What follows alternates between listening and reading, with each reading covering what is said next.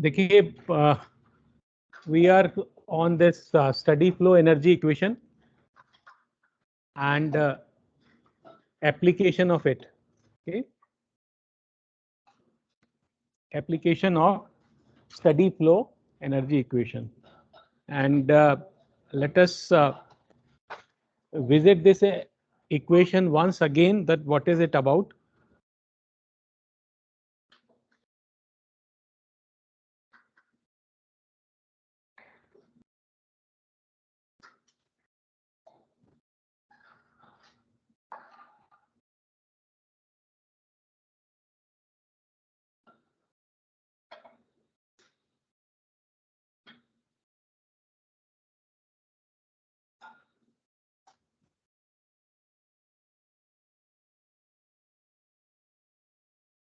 या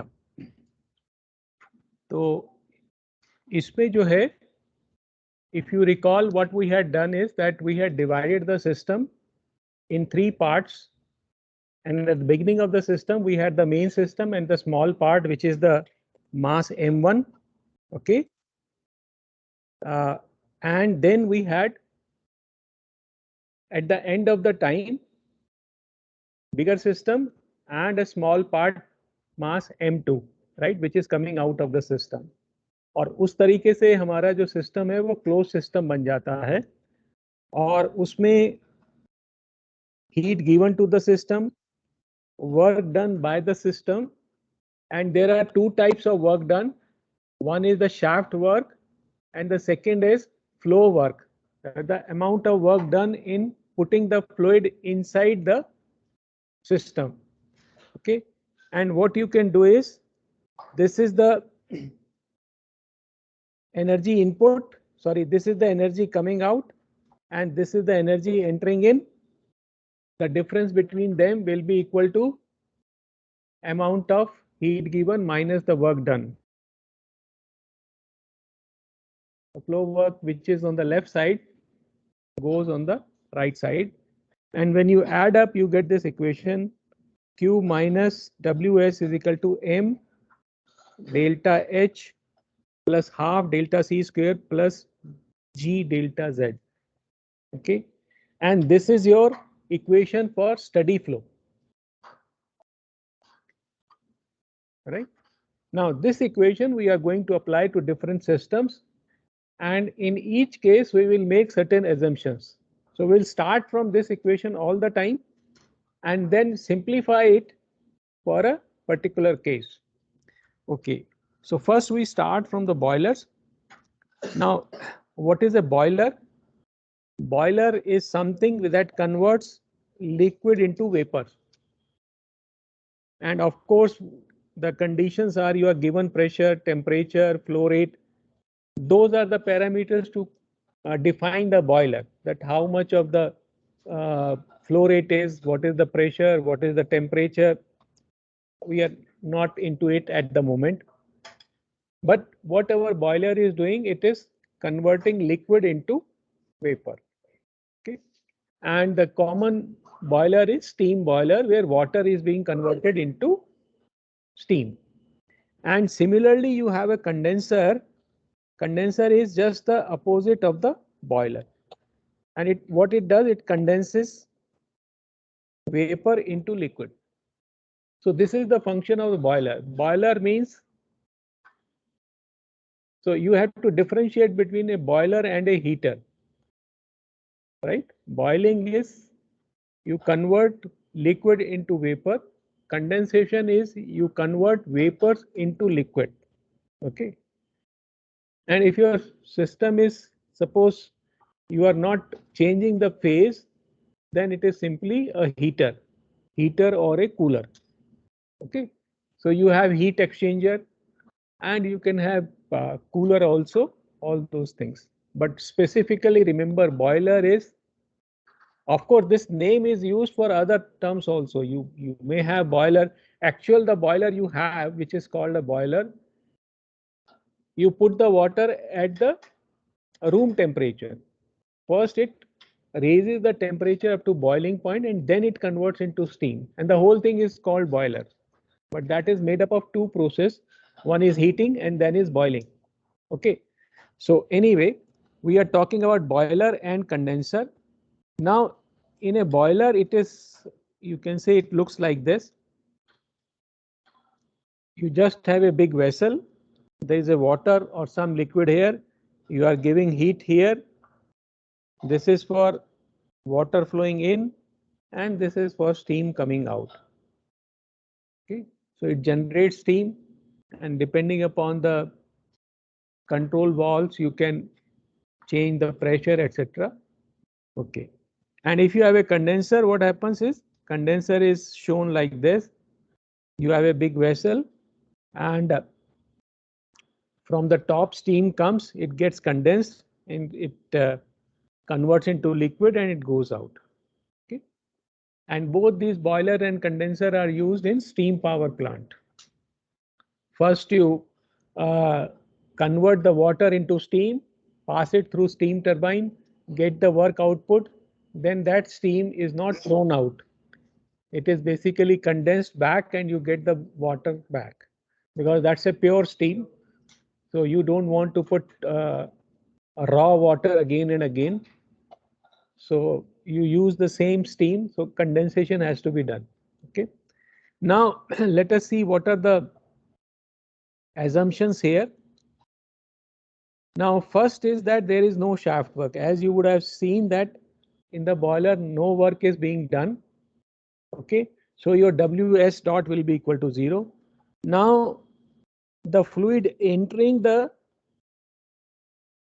boiler and the fluid exiting from the boiler, both the velocities are very small. Okay, so what we'd say, if we these velocities are small, the change in velocity will also be very small. Okay, then you say that the change in kinetic energy is very much smaller to change in enthalpy.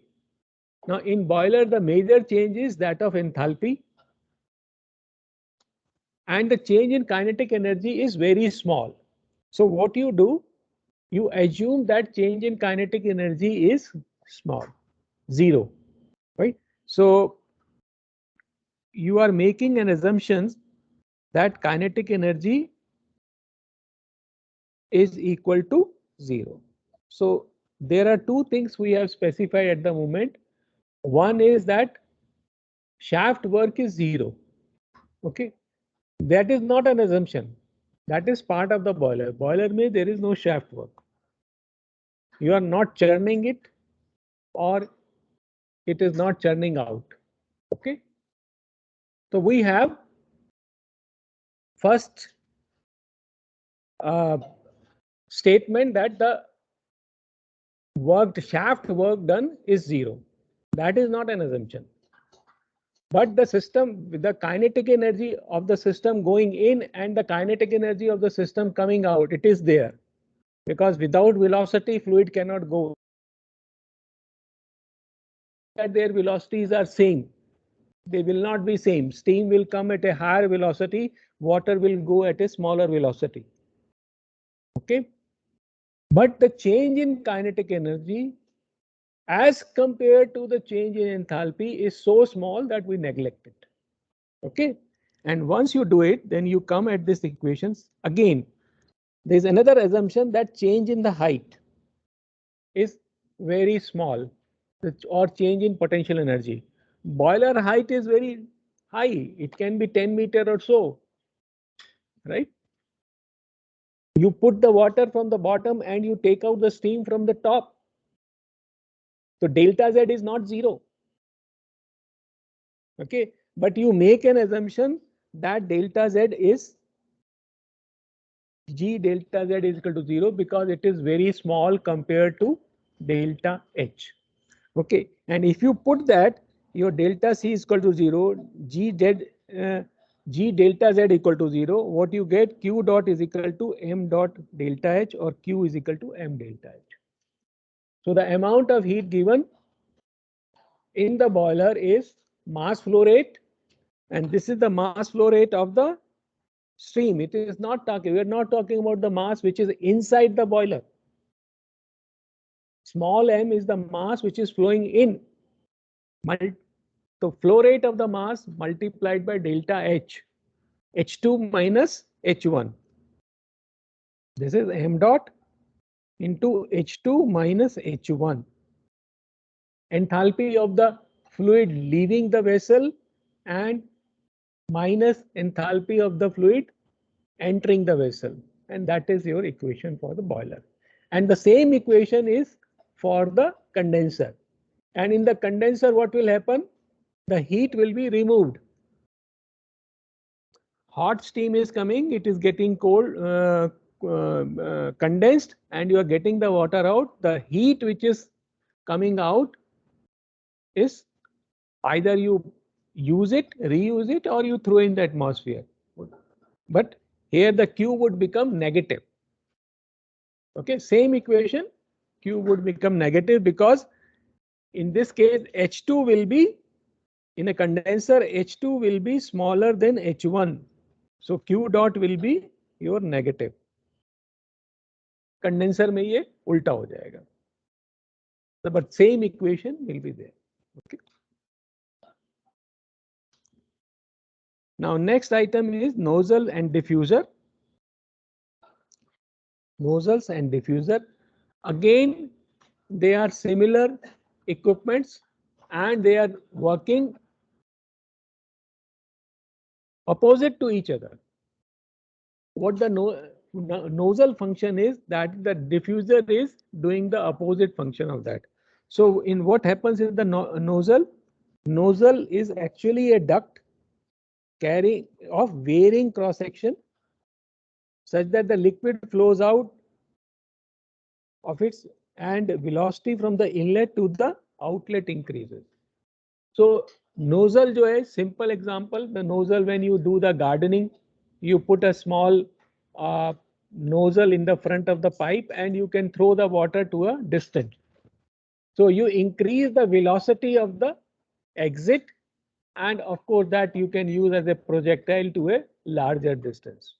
Okay, so nozzle is used to increase the velocity, and similarly diffuser works opposite. You have a velocity here and you put in a diverging cross section, its velocity keeps on reducing. Okay, so exit velocity will be smaller. And what happens to the velocity? In the nozzle case, it's pressure or enthalpy that is used to increase the kinetic energy, and in the diffuser, kinetic energy is converted into enthalpy or pressure. Okay. So again, in nozzle, the shaft work is 0. We haven't put any shaft work, anything which is rotating inside and taking out the work. Shaft work, you can think something like a stirrer or a fan. Fan is, if I say a turbine, hydraulic turbine, you have some wheel which rotates and draws out the water. That is your shaft work. Okay. Similarly, in compressor, you are rotating it, you are doing work on it. Okay, there is a shaft work, but here there is no shaft. Okay. Okay. Now then, again there is an assumption that the velocity of the fluid through nozzle or diffuser is high, or you can say it is insulated, or you can say it is isolated from the surrounding, so there is no heat flow. Okay, or you can say that it has already reached the saturation temperature, something like that, equilibrium temperature. So if a steam is flowing through, suppose at 200 degrees C, so around the nozzle has already become 200 degrees C, so there is no heat exchange. So this is an assumption. If you put a hot fluid through any equipment, some heat will flow. Okay, But we assume that there is no heat flow. Again, if the nozzle is horizontal, your Z1 is equal to Z2, delta Z is equal to 0. But if your nozzle is not horizontal, Z1 will not be equal to Z2, and we can say again change in your height is very small, or rather change in height, rather we would say the change in potential energy is much smaller than change in enthalpy. Change in potential energy is much smaller than change in enthalpy, and we can neglect it. Okay, and you put the same thing here. What do you get? This goes 0, this goes 0, and this goes 0. So what do you get? Change in enthalpy is equal to change in kinetic energy. So the nozzle, what it will do? It will use the enthalpy and give you kinetic energy, and diffuser will use the kinetic energy, give you enthalpy. Reverse they will work. Okay, and the same equation will apply to both of them. Only thing, signs will change, not in the equation. Not in the equation, signs will not change. Only thing, you will get delta H as negative in case of nozzle, which means enthalpy is dropping. Or in other words, enthalpy is being used to produce kinetic energy. And in case of diffuser, what you will get? Your delta C square will be negative. Final kinetic energy is less than the initial kinetic energy. So your delta H will be negative. Right? ये negative आएगा. Delta C square. नहीं, nozzle में तो है, नहीं nozzle में तो C2 ज्यादा है ना, और इसमें C1 हो तो नेगेटिव हो जाएगा, तो डेल्टा H आपका नेगेटिव हो जाएगा, तो H2 minus H1 is negative, तो H2 माइनस H1 नेगेटिव होगा तो क्या होगा?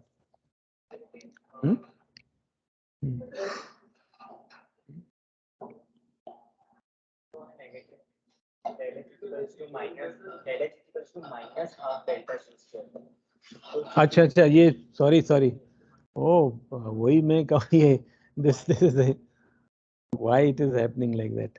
Thank you. So please correct it.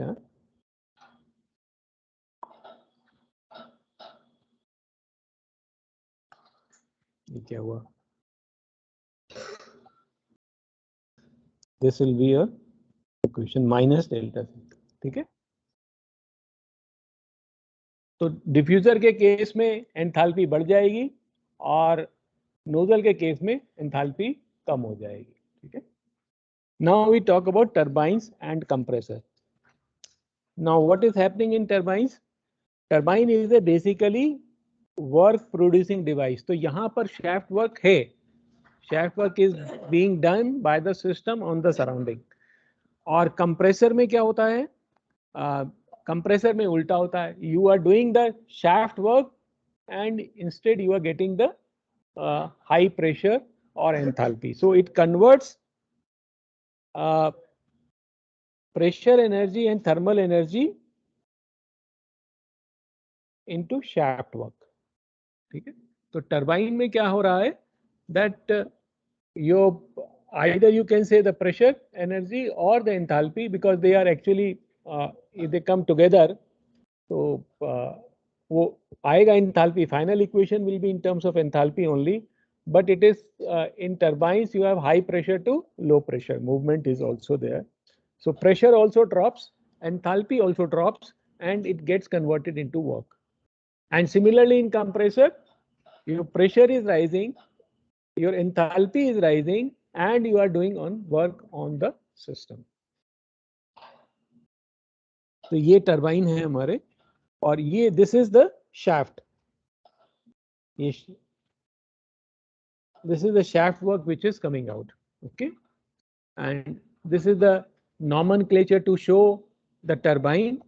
Turbine जो है वो उसमें प्रेशर ड्रॉप होता है तो वॉल्यूम बढ़ता है, तो it is shown like tapering or diverging. Turbine is shown like a diverging and compressor is shown like a converging. Okay? Converging volume, because in the compressor what will happen, the exit pressure will be more, the volume will be less, so you require smaller blades there and the size is shown as a smaller.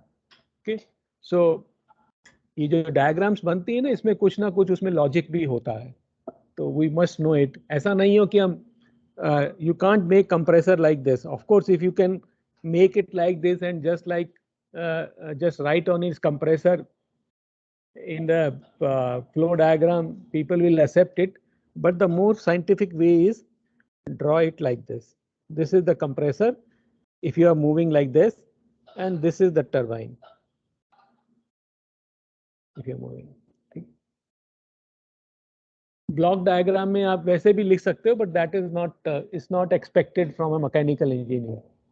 Okay, now let us see what are the assumptions. And इसमें जो है हमारी equation ये है, this is the equation. Now again we are saying that Q dot is equal to 0 because there is a high speed flow in the compressor as well as the turbine. Of course, there will be some heat flow, but that is insignificant and we are assuming it to be 0. Now, again, change in this, your kinetic energy, because exit and entry of the turbine are slow, their velocities are low. Inside, the velocities are high. Okay.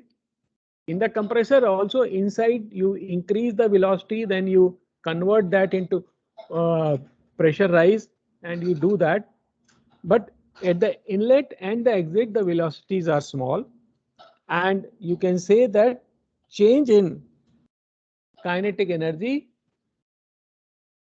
is approximately, is very small compared to delta H. Okay, so that will become your 0. It becomes 0. Q dot is again you are assuming to be 0. You assume this to be 0. Okay, so you must know these things, what you are assuming and what you are actually, it is equal to 0. Okay, and then you are again assuming that Z1 is approximately equal to Z2, delta Z is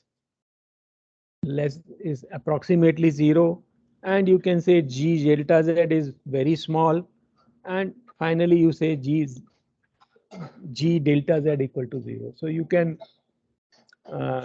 do that. Okay, because height variations are not much, kinetic velocity variations are not much. So what do you get finally if you apply these things on this equation? That shaft work is equal to m delta H. Okay, so what is happening in turbine? Enthalpy is getting converted into work, and in the compressor, work is getting converted into enthalpy. Okay, तो ये change जो है इनका आपस में होता है. Now we talk about another process which is called throttling. Or throttling is a process actually in which there is a resistance created by restriction leads to drop in pressure. So when you put a throttle, there is a drop in pressure. Now, example of that would be simple tap. Throttle means throttle word जो है, it has started from this throat. Okay? So if you throttle somebody, you press this and you throttle it. So when you choke the flow, when you restrict the flow, it is called throttling. And similarly, you have in IC engine, if you have a carburetor, there is a throttle.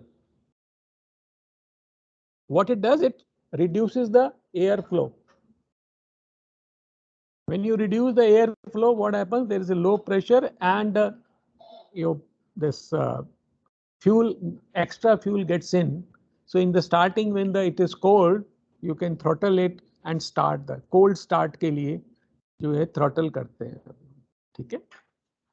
और वैसे भी जो throttle है आपका total power को variation करने के लिए जो आप एक्सेलरेटर दबाते हैं, that is nothing but throttle. अभी तो आजकल तो वो आ गए इंजन जो दूसरे इसमें MPFI है, multi point fuel injection system, where the quantity of fuel is controlled. So amount of air is same. You can control the quantity of fuel which is done in diesel engine to reduce the power. You put less fuel, you get less power. You put more fuel, you get more power. But in carburetor driven engine, the air was reduced along with fuel, right? Or air was increased. So that process is called throttling. So here also, what we are talking, there is a pipe and you put a valve in between, it is a throttle. Okay. Similarly, you have a capillary. Capillary is also a throttle because it restricts the flow, and you can also have a porous plug. Porous plug means it's a plug which has small holes. It's just like a restriction and your flow is reduced. Now what happens in this case? All the three cases, your entry velocity and exit velocity are approximately 0. So your delta half c square is equal to approximately 0, right? And you cannot write this. This thing cannot be written because in fact this is not there. Okay, so because inlet and outlet velocities are, you can say, equal and small, so the difference between them will be small. Then there is no heat flow because the flow is doesn't get enough time for the heat to flow, or your this throttle is insulated, something like that you can say. Then again, if it is horizontal, Z1 is equal to Z2, delta Z equal to 0. If it is vertical, the change in height is very small and you can ignore it, right? And again, you assume that G delta Z equal to 0. There is no shaft work, right? And if you go to the equation, then you have no heat flow, no work done, no change in kinetic energy, no change in this potential energy. You get delta H is equal to 0. And this is called a isenthalpic process. Isenthalpic process where enthalpy remains same. Nothing else is changing. Okay. Velocity is not changing, height is not changing, heat is not being given, work, shaft work is not there. So enthalpy change is 0. Okay. Then you have reciprocating compressors. Okay. Now this is the diagram of a reciprocating compressor. Now in a reciprocating compressor, as I told you, that if you take this as the system, what will happen? If you take this as the system, there's a lot of change is taking place here. Volume is changing, mass is changing, right? So instead of doing that, we take this as the system.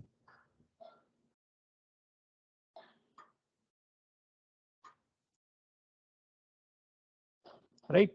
So on both sides there are reservoirs.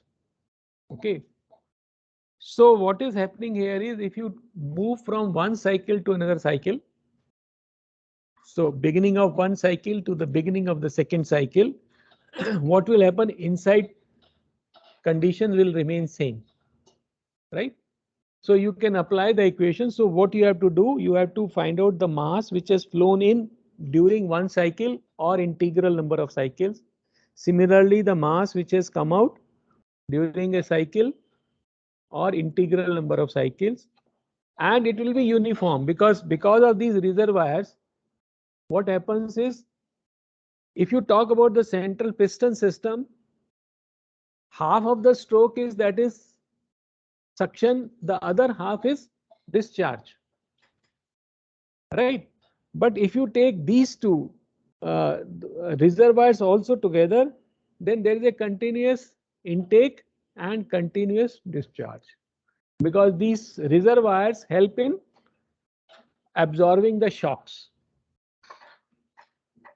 If you have noticed, if you have gone to some this cycle shop or scooter shop where they have a compressor, you would know that compressor is very small, right? But after that there is a big cylinder which is filled with the high pressure air, and from there they give the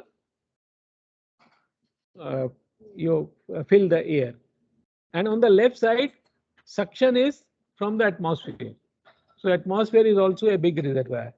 So all the shocks, or you can say variations, cyclic variations in the compressors, they are taken over by the atmosphere and by the reservoir.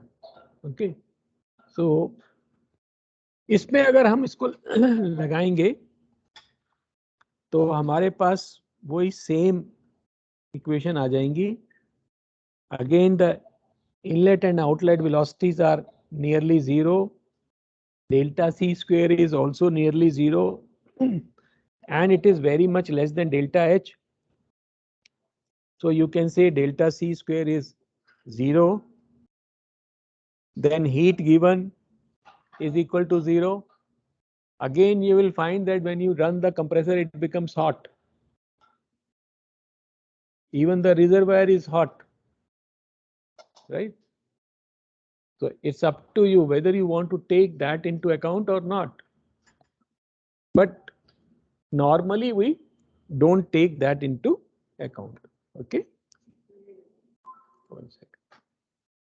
So similarly, your change in height will be very less than delta H, and what you get is this equation. Okay. So it's the same equation for compressor and turbine. So whether it's a reciprocating compressor or a rotary compressor, you get the same equation. Okay. But with the reciprocating compressor, the only condition is that you have to consider from one cycle to another cycle. Okay. So yes, somebody has question here. किस क्यों?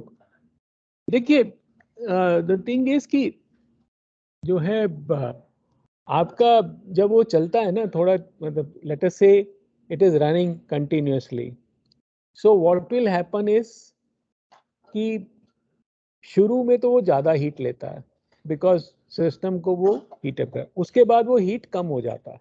ठीक है ना. अब ये जो है ये इसको सिंप्लीफाई करने के लिए लिया हमने मैथमेटिकली. ठीक है ना. Now it is up to you, you can use the old first equation, but for that what you will have to do, you will have to know what is the heat input या और heat loss. ठीक है ना. तो normally compressor में क्या होगा, compressor में आपको वर्क डन तो आप निकाल लोगे, और डेल्टा एच दोनों इनसाइड और आउटसाइड का वो डेल्टा एच निकाल लोगे. अब हीट फ्लो के लिए आपको एक्स्ट्रा करना पड़ेगा. Even why not about kinetic energy, why not about height, you can do that. ठीक है. Of course, kinetic energy change and the height potential energy change are very insignificant, but heat is still there, right? और वो आपको करना पड़ेगा. और इसमें आप दूसरा तरीका भी कर सकते हो, आपका डेल्टा एच ज्यादा आ रहा है, ठीक है ना, इसका सॉरी ये जो डब्ल्यू एस जो है वो work done on the system is ज्यादा आ रहा है, तो डेल्टा एच कम आ रहा है, तो what is happening is that work you are doing is going out as heat, so you can calculate that also. Then we talk about mixing chamber. If you have a mixing chamber, mixing chamber में क्या है कि there are two fluids which are entering in and one fluid which is coming out. ठीक है, so you can actually rewrite the equation for this. So instead of one stream, there will be two streams entering in, and your equation can be like this. This will be your equation. So your M2 is entering in, so that is why you have negative sign here, and M1 is also entering in, you have another negative sign here, or M3 is out. If you look at this diagram, M1 is entering in, M2 is entering in, M3 is coming out. So same thing, you can write this equation, and whatever assumptions you have to put, you can put. Okay. There can be a shaft work, there may not be a shaft work, there may be a heat flow, there may not be heat flow. And of course, kinetic energy change and potential energy change are normally very small. Okay. But if you do some of the problems, you will find that in a steady flow problems, the velocities are given at inlet and outlet, or you can calculate velocities at inlet and outlet, which means that they have to be accounted for. Right? In one problem, if I have given you mass flow rate, so you don't have the velocity, it's okay. But if with the mass flow rate, I give you the density as well as the area, you know the velocity. Right? Similarly, you may be knowing velocity at the exit also, if you know the density and the area at the exit. Okay. Then in that case, you cannot use this equation. You cannot ignore delta C square and delta GZ. It may be that in a problem height is given, that inlet height and the exit height is given. Then you are not supposed to ignore it. We ignore it because we sometimes we do not know it, and sometimes we know that it is very small. Okay. Yeah. So we will stop here.